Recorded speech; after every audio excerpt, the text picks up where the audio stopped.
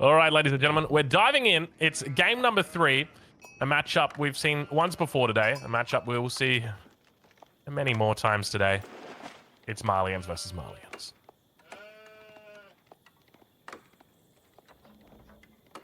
All right, ladies and gentlemen, welcome to game number 3. Spawning in on the south side of the map in the color yellow. On the Malians, it's LucifroN7.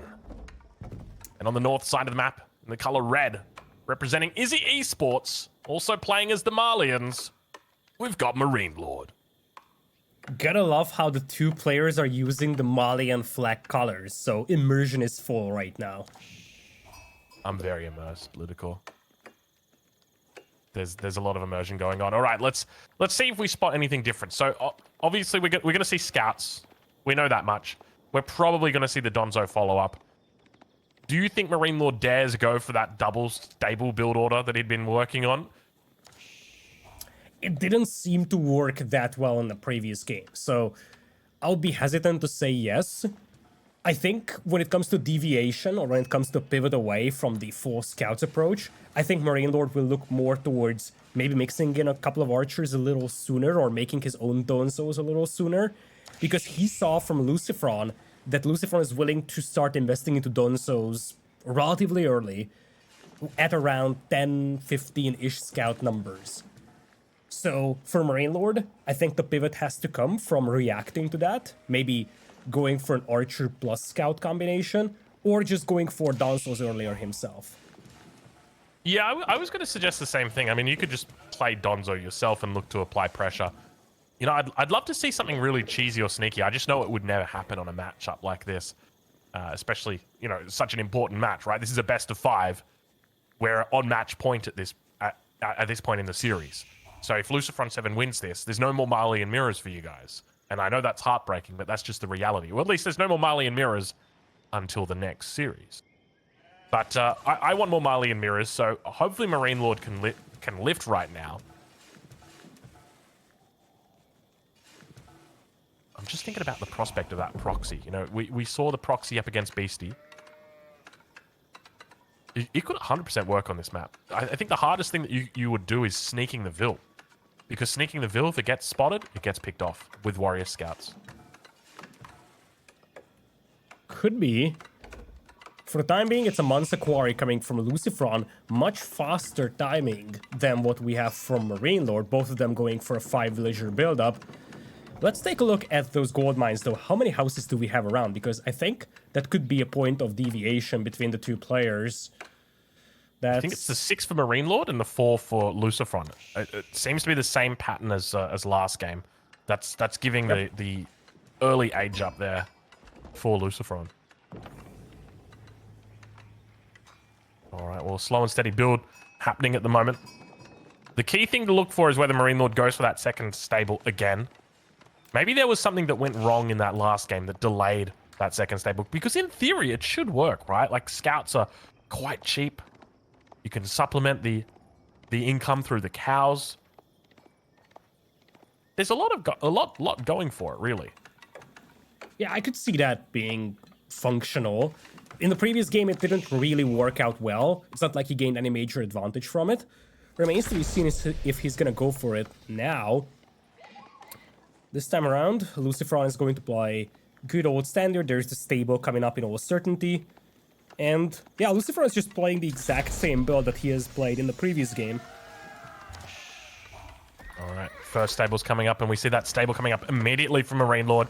Not messing around with the mill before the stable, as we did see in the last game. So his numbers should be a little bit better. He's also got a nice back gold mine this time. In the last game, he actually had the gold mine to the side, compared to LucifroN, who had the gold mine in the back. So some small differences here. But now begins production of those Warrior Scouts. See Warrior Scout upgrades coming through as well for LucifroN now. Expect that dance to begin shortly. Yeah, now it's a similar approach by MarineLorD than what LucifroN is taking.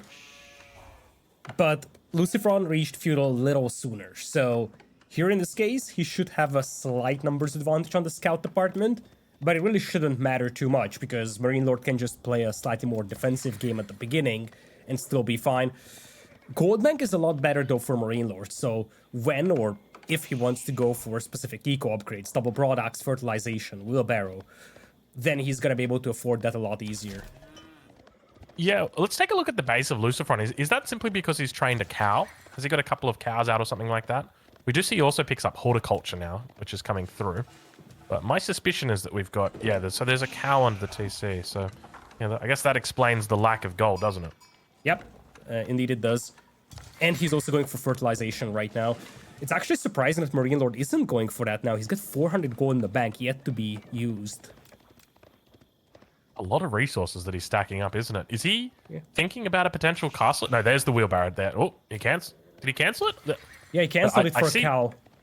Okay, I was going to say, yeah, because we saw it come up and then it disappeared, but the gold disappeared with it as well. So, yeah, it's interesting to see the differences in the playstyles between the two. LucifroN focusing a lot on getting these eco upgrades in. Ever since they were buffed up, LucifroN has been favoring getting earlier and earlier eco upgrades. And look at these splits coming in right now, trying to prevent this second pit mine from coming up. Stands on top of the Vil. Vil takes a couple of hits. He's going to be able to go in for it. It might be a villager kill. Look at the micro coming out from LucifroN right now. Absolutely beautiful stuff, but MarineLorD manages to keep that villager alive. Instead of running it, the gauntlet, back towards the town center, just does some nice little micro moves. Keeps it alive in between all those scouts. Some terrific micro out there, but LucifroN can still be happy with this because that second pit mine, he managed to delay it a tiny bit. Plus, he has eco upgrades, whereas MarineLorD doesn't. So right now, with both players just going for scouts, there's going to be a slight edge when it comes to the eco of LucifroN. And in a mirror, that's all that you need to make a difference. Yeah, it's interesting how the difference of those early houses gives LucifroN such a huge bonus when it comes to tempo in the feudal age. Because by going 4 houses, he's able to get that landmark up a little bit faster, and that's what determines who gets this prime position. And that gives him the ability to pick off villages, to pick off houses, to always be posturing on the aggressive like we see right now. MarineLorD can't do anything but just kind of sit here and wait, because if he does push to the enemy side, he's going to be outnumbered. Yeah, and if he moves away, he's going to lose the pit mine over here. One scout falls from LucifroN. That's the first kill by MarineLorD in here. LucifroN technically has the numbers advantage by 1, but that's not really on the playing field right now. He doesn't have all of his scouts here, but once again, here comes the pivot from LucifroN. Copy-paste the previous game plan. He's going to start adding Donsos, and once again, he won't show them until he has like 4 or 5. Yeah. Yeah, really interesting to see this. So it's going to be the exact same thing. I'm curious as to whether MarineLorD adapts his strategy, adapts what he's doing, whether he looks for these. The Donzo's actually moving to the center of the map. He's not actually going to be stacking them up. Sometimes you do see, as you mentioned, we saw yesterday, players looking to stack them up, hold them tight, and then push out in one big cohesive push. I think he may hide them in the stealth forests. Oh my lord, it's going to be double Donzos coming out right now for MarineLorD. He actually did go into double stable as well. Can we take a look at the base of LucifroN? I want to see what his production's looking like. Actually, maybe let's wait until... Actually, there's no battle that's going to be unfolding here. These guys are way too scared of each other. So it's only single stable, but he's dropping down that second racks now. So really interesting moves here from MarineLorD. Yeah, it's going to be a lot of Donsos coming up now. Both players trying to adapt. And LucifroN is trying to find an angle here. He's got 4 Donsos on the field. This is where you will start marching up with them. I think they're right now around that central pond. And this is where LucifroN wants to force a fight. He has the Donso numbers advantage. He could just try to force an engagement over here close to the pit mine, and if he wins, he would be able to destroy a couple of houses. Now, he spots the Donsos coming in from MarineLorD, though, and that's a big difference between this game and the previous one. MarineLorD is much quicker at getting Donsos on the field, so LucifroN won't be able to pressure that gold mine that easily. Yeah, I would suspect MarineLorD's feeling a lot better about this game, but one of the things that he's done is he's gone into the double racks, which tells me he wants to make more Donzos than what his opponent's making, because he was only on the single racks at the time. But take a look at the resources for LucifroN.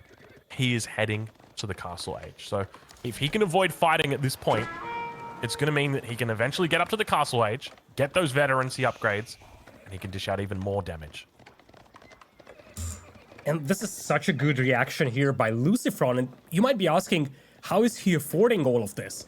How is it possible that the 2 players making essentially identical amounts of scouts, Donsos, and production buildings, how is LucifroN going to cost Ledge a little faster? And the answer is that he has had those eco upgrades for a longer time. If we were to compare the overall resources collected, that would be higher for LucifroN right now, and that's how he can squeeze out that frame garrison a little faster than MarineLorD.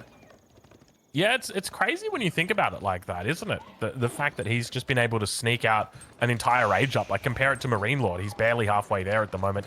But hold your horses. We've got trouble in paradise right now as the age up's coming through. The villagers are going down, and LucifroN, I'm telling you right now, that is not a good amount of villagers to be losing in a mirror matchup. That is a game-losing amount of villagers. This is going to scale so badly for him over the next 5-10 minutes.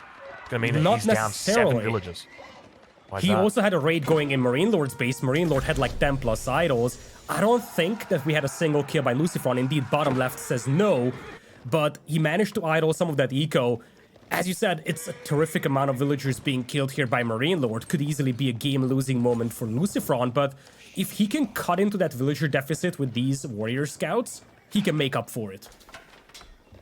Yeah, definitely true. The hard part is right now, if he doesn't kill villagers immediately, slowly but steadily, MarineLorD's economy is going to scale. These guys love to just stay on 1 TC. We saw that in the previous game. Just stick it out on the 1 TC. And losing that many villagers, it's equivalent to losing more than 2 minutes of town center time creating villages.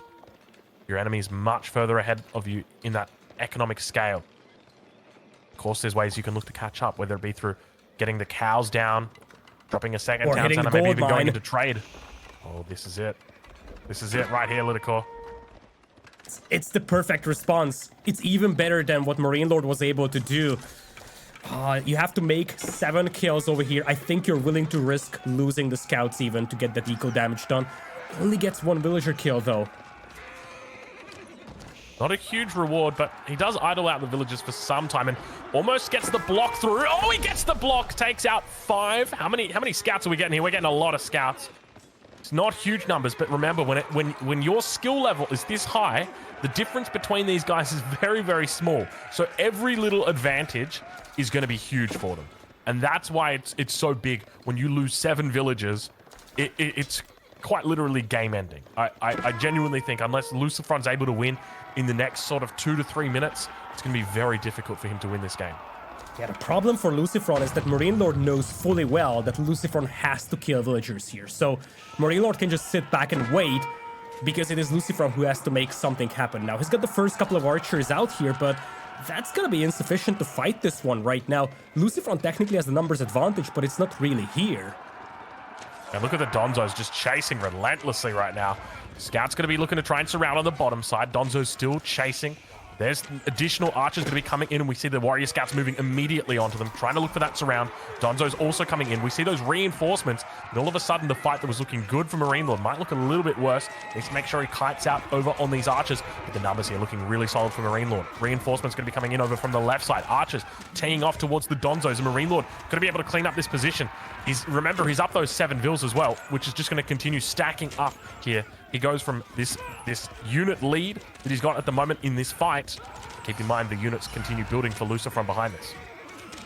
Yeah, LucifroN is about to get cleaned up over here. Technically, he has doubled the army of MarineLords, but as you said, he needs to kill villagers here. And those 5 archers not coming into this fight actually is a gigantic problem. Those 5 archers being idle there, they could have been a difference maker in this engagement. And they need to be. Because right now it's 27-9 army. If you dive in here with the 25 archers that you have for LucifroN, you can cut into that villager deficit. There is still a window for him now that he's regrouping his archers. How did that go so badly for MarineLorD? It was looking really good there, and all of a sudden, LucifroN said, hey, actually, I've got 30 archers, by the way. It's crazy. It's just absolutely crazy. And now, MarineLorD is the one that has to fight this one, otherwise he's going to start losing villagers. And you see LucifroN starting to chip away with those villagers. Suddenly, this game looks more even than ever. Yeah, you're not wrong. I mean, we mentioned if LucifroN wants to stay in this game, he needs to push. He needs to try and win it in the next couple of minutes, either that or make a winning move. And taking out those villagers is definitely a step towards it. He's definitely struggling at the moment with the warrior scouts chasing down each and every one of these archers, but more reinforcements coming in. Relics getting picked up behind this as well. At the moment, it's 2 relics for LucifroN against the 1 of MarineLorD.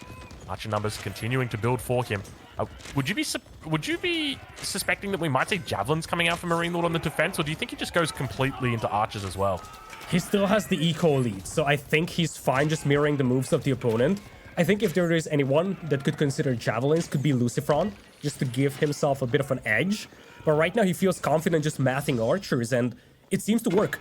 His numbers are there, and once again he's inching closer and closer towards that gold mine. All right, well, all of a sudden, there's no Donzos here.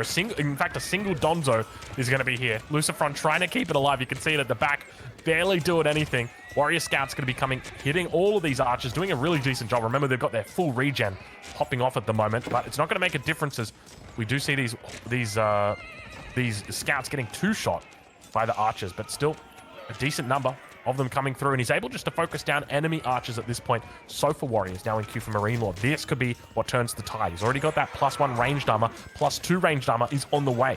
I don't suspect we've got imported cavalry or imported armor just yet for these, but this one Sofa could be the Sofa that ruins the day of LucifroN. Yeah, LucifroN is desperate for blacksmith upgrades here, actually. He doesn't have a single one of them. Other side has a lot better upgrades.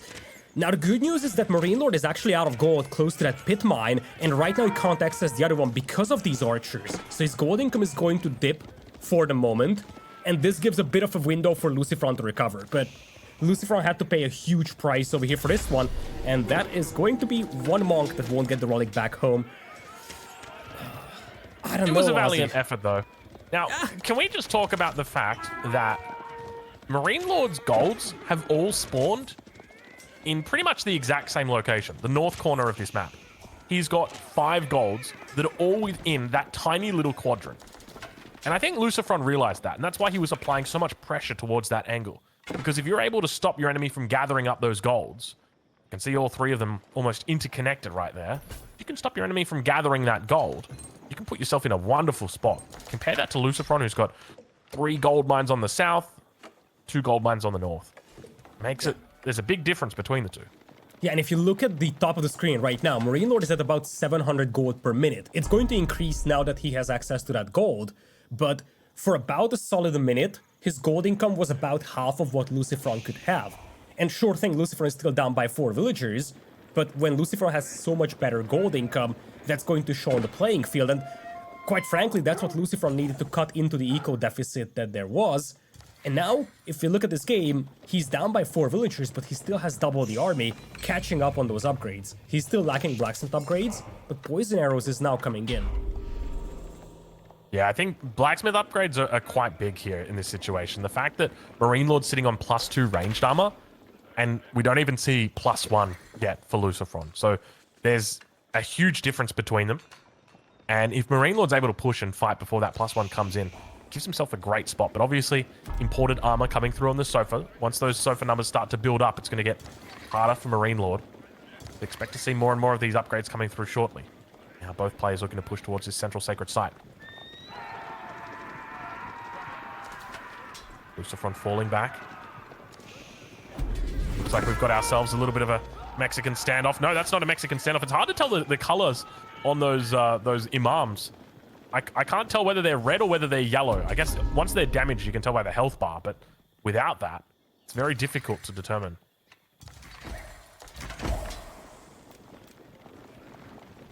Yeah, if LucifroN has all the forces on the field, then he can take a decisive engagement. One of the reasons why he wasn't able to before is because, while he technically had the numbers advantage, they never really were all there close to that gold mine. But if he can regroup over here, this could be a devastating push, because those Sofas won't do much against 21 Dunsos and a bunch of archers with the poison arrows upgrade as well. Yeah, I'm not sure whether we've seen the poisoned arrows upgrade come through from MarineLorD, but I don't remember seeing it coming in just yet. But remember, he does have the additional armor. He's also got the additional attack coming through. Balanced projectiles, as well as wedge rivets, has come through. But now the Sofa's going to be pushing through onto the front line. Look at him trying to pick off the Donzos. That's what's really key here. Wants to make sure that he's screening against enemy Sofa and picking off Donzos as he does it. Still, we can see the poison arrows coming out from LucifroN. LucifroN's numbers here looking incredible. He's up 20 military population at the moment, and he's just going to keep picking off units. Remember that he's got MarineLorD's got the defensive advantage, though, so pumping units straight into this fight. Nice little micro coming in as he maneuvers those Sofa around the edge of the battle. Brings it back in towards the front. Sofa numbers starting to look good for him. This could be it right here. Even though the numbers are solid for LucifroN, he's getting chased away, and there's just way too many Sofa here for him to deal with. All the Donzos are dead. There are 10 Donzos on the field for LucifroN, but they are nowhere to be seen on this screen. Yeah, reinforcements are a little slow to catch up here for LucifroN. New Donzos just now making an appearance, though. It is mostly the archers being gone now for LucifroN, though. So those Donzos, they won't do much against those archers. Still, though, Sofas are coming in, and LucifroN keeps applying pressure, and he's turning that into map control. He's securing sacred sites. He's securing outlying resources. I think LucifroN is content with this right now. He's just pinning MarineLorD inside his base, making sure that he's going to get all the map control. And right now, LucifroN has 2 out of the 3 sacred sites as well. Yeah, he's doing a decent job with the sacred sites. Interestingly, MarineLorD starts adding in Donzos now. He says, actually, I don't think I can take these fights without having more Donzos. So he's looking to drop down more barracks, get those Donzos in, and we start to see Poisoned Arrow, the upgrade, come through for MarineLorD. Now, keep in mind, he's still got those Blacksmith upgrades over his opponent. Plenty of production, as we see imported armor going to be coming through as well. So looking to max out on all those upgrades. Where do we go from here, though, Lidakor? Do we dare see trade, that overpowered trade that we hear so much about? Do we dare see it? Probably not. If there's anyone to consider it, that should be LucifroN. He's the one pinning his opponent inside his base, so right now he has all the map control in the world to do that, but it would be a big investment and it would be a risky investment. I think right now, it's just going to be a slugfest. You send armies against each other until one of you breaks. And, well, talking about armies going up against each other, Donzo numbers here not the highest for LucifroN at the moment, and the Sofa numbers for MarineLorD are quite good. So if he's able to overwhelm his opponent, this could be it. But there's 2 big upgrades that still haven't come through yet for MarineLorD. Imported armor together with poisoned arrows. They're on the way through. But still, MarineLorD's numbers looking really solid here. Overwhelming his opponent, and the Sofa are what are doing it. There's just so many Sofa here. The Donzo numbers completely shredded. MarineLorD's got 3 in queue, but it's not going to matter. I think he's got it here. What do you reckon, Lidakor? Yeah, this looks like it's gonna be a clean-up. Reinforcements, once again, a little slow to catch up for LucifroN, and that has been the story of this game so far. Defender's advantage all the time for MarineLorD, and every single fight that we have seen, it was slightly better for MarineLorD, and it's starting to show now. LucifroN has to think twice of this one. He's going to regroup in the middle. I don't think this game is necessarily over, but I think the era of LucifroN being the aggressor might be gone for quite a while.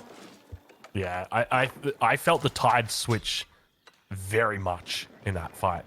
I think this is a great position now for MarineLorD. He can move out onto the map, deny these sacred sites, deny the rest of the map.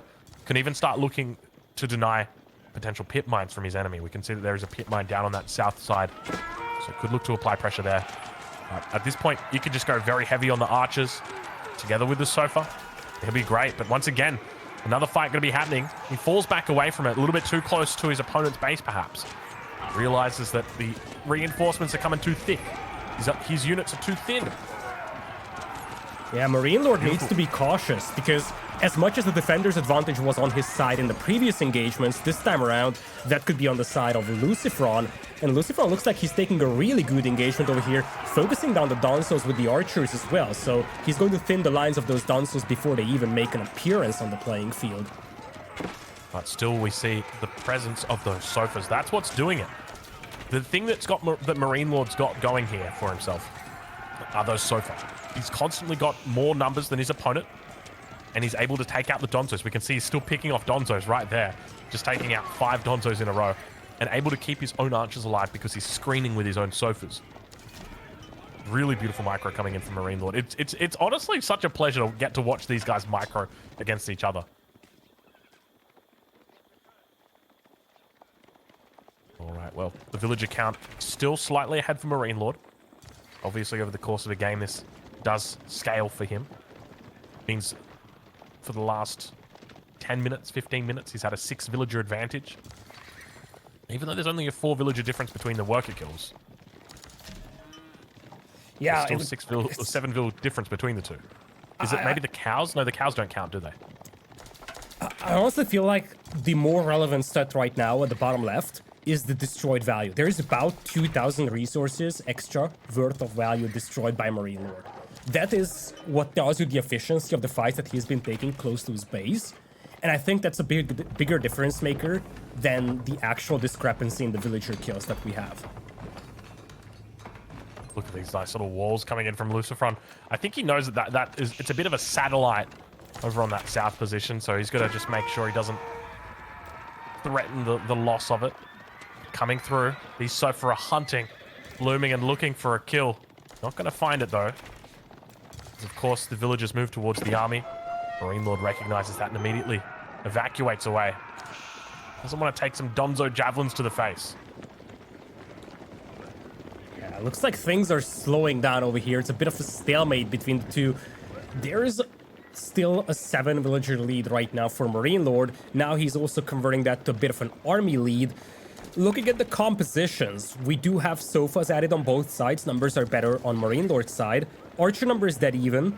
But when it comes to Donzos, MarineLorD also has the lead. So compositions are near identical, but numbers straight up better for MarineLorD.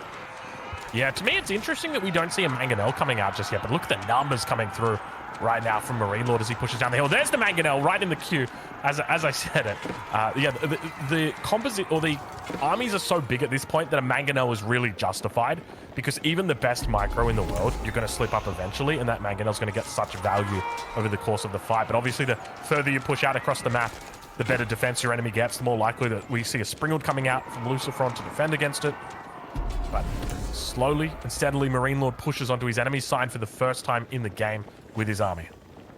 LucifroN is still lacking critical defensive upgrades. He just now finished the first melee defense upgrade. He's just now going for a second range defense upgrade. Those upgrades could have been difference makers in previous engagements, because he's been fighting against almost fully upgraded armies from MarineLorD for quite a while. Yeah, we see the +2 melee armor now coming through from MarineLorD. And only +2 ranged attack coming through right now for LucifroN. So yeah, as you mentioned, very far behind. The numbers still looking good. Where's that Mangonel? There's that Mangonel from the top row. Hit him with it, Randy. Just waiting, just watching. So I suspect that if LucifroN spotted that out, has he got a scout with his army? He doesn't have a scout with his army. I don't think he spotted that. He can kind of keep the Mangonel on the high ground here, and it's going to be very hard for LucifroN to see it. I'm not sure whether he spotted it. I think he may have had for at least a brief moment. Now it looks like MarineLorD is going to dive deep in. Yeah, look at that. Sacred Site actually helps spot it. So I would suspect LucifroN just moves back, drops the Siege Workshop straight away, and gets out of Springald. I feel like that's almost mandatory to do at this point. You just can't play with fire. You will get burned. We'll take a look in the base of LucifroN and see if we can spot that. Yep, there it is. There it is. So Siege Workshop coming down immediately. Really nice response here from LucifroN. But this is just the consequence of going for that Mangonel. But now it becomes more of a siege game, right? When you reach this point, oh my lord, that's a lot of so far. When you reach this point in the game where armies are getting so big, the value that you get from a Mangonel, not value, but the expected value from a Mangonel is so much greater than when the army numbers are low. So once the mass reaches this kind of critical point, it becomes definitely the right choice to go into the Mangonel. But obviously the response to that is going to be that LucifroN throws down some Springalds. And now you've got to deal with the fact that you're coming across the map, whereas he's on the defense. Yeah, for sure. And from now on, this could easily come down to one decisive engagement between the two players. One good engagement with a couple of good Mangonel shots on either side will essentially seal the deal. Looks like we're going to have a bit of a head start for MarineLorD going into Imperial Age with the Fortress of the Huntress. On the other side, LucifroN is not far away either. And this is where we should start looking at the gold mine spots that are still remaining, because MarineLorD is right now consuming his last large gold mine inside his walls. LucifroN has depleted his large gold mine already, and he still has one gold to the right side that he's taking right now, and one that's untouched. So perhaps that could be, and look at this, we've got age-ups coming through at the exact same time. Interestingly, drops the Fort of the Huntress on this gold, rather than on the other gold that's up a little bit further to the north. It gets spotted out by MarineLorD, so he knows he's going to have a slight advantage. We see Bando repairs coming through as well. And now expect to see these upgrades come through for MarineLorD. There we go. So Elite Donzo is going to be the first upgrade through. Expect to see Elite everything. There's Elite Archers coming in now. There's the age up from LucifroN. These guys so evenly matched throughout this game. Looks like MarineLorD is willing to dive before the upgrades finish. Mangonel is actually unprotected. He's got to be cautious with that. Yeah, I think in this position he kind of just throws away the Mangonels just simply because of the Springords. So expect to see LucifroN look to lead here with those Springords. There they come forward now, looking to pick up the Mangonels. Should get a decent shot off here. Sofa numbers are huge at the moment for LucifroN. Run these guys about 200 tons of Mangonel, the top rope. Randy Orton, how do you do it? So much damage coming in right there. Oh, that was ugly. Big shot on the army of LucifroN. He doesn't really have a healing power right now. He's willing to fight this one, but his army is much more battered than the opponent's one. That was huge damage, but yeah, you can see it. It feels like MarineLorD just doesn't want to fight. He wants to wait for these upgrades, and they're about to come through. Elite upgrades. There they are. Elite upgrades finally arrive, and he looks to engage. You can see the Sofa going to be pulling back. Still yet to pick up the Sofa upgrades, and we see the Culverin going to be coming in as well from MarineLorD. But the numbers still feeling really good for LucifroN. Still, the population difference between these two is not huge.